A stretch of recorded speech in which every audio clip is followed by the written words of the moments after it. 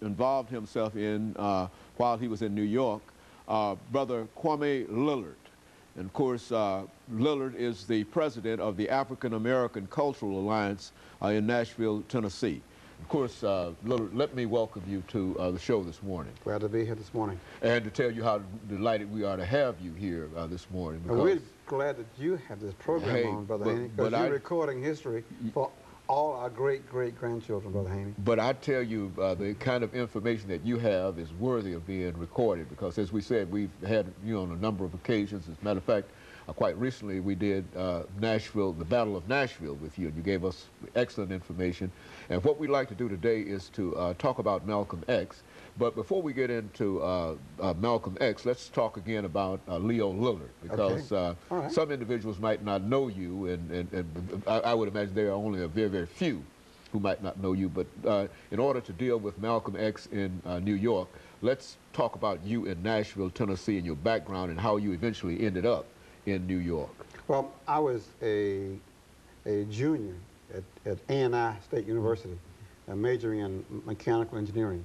And the opportunity came for me to become a local leader in the civil rights struggle in Nashville. And I jumped at the opportunity, having to count and weigh whether or not it would impact my family, whether or not there'd be repercussions on my family who lived here. Unlike many of the leaders of the city movement, they were from out of town, but I was a local leader.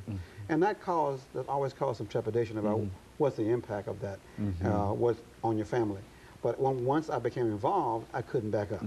I had to balance the need to become an engineer with the need to become a civil rights fighter. And I was lucky enough, and God gave me the wisdom and I guess the fortune to be able to graduate in '61 with a degree in engineering, and also to become very instrumental in all of the major critical issues of that period, from the sit-ins and the lunch counters, the stand-ins at the movies, to the aid in for the farmers in West Tennessee who were evicted, to the freedom rides in '61, to the H.G. Hills protests in '61 summer.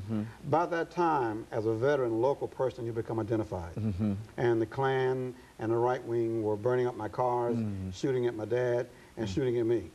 So at the conclusion of the summer of '61, I opted to determine what I should do with the rest of my life, whether I was going to live past the summer. And there was the issue of the draft board. I was 21 years old, and the draft was looking mighty hard at me. Fortunately, I was able to deal with the Quakers and